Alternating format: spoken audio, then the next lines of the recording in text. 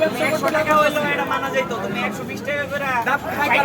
তুমি এই শুনো মাথা সরা থেকে ডাব কিনো না আমার দোকান নেই একটা ডাব খায় রুটি তো ডাব খায় অসুস্থ মানুষ খা এই 10 টাকা কমায় 10 টাকা কি মানুষ আসলে একটা ডাব কিনবো ওষুধ কিনবো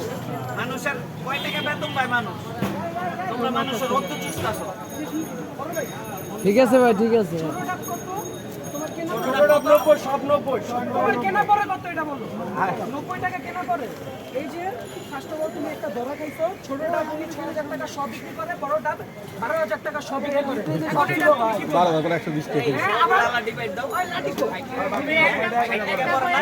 60 টাকা দেবে সবাই শুনে রাখেন এই যে 60 টাকা ডাব 90 টাকা আমাদের হিসাব দিছে 90 টাকা হিসাব দিছে 120 টাকা বেচতে আরে ধরে দাও 120 টাকা বেচতে ধরো এই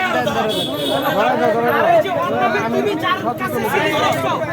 তুমি যার কাছে সিলিং করছো তুমি যার সিলিং করছো না আমি এটা মাইনে নিব যুক্তিতে তোমারে আচ্ছা ওরা সাইডে আর ওই টাকা খালি টাকা ভাই অদনা কেউ না দেয় আউটলুক আউট করে দে আউটলুক দাও দে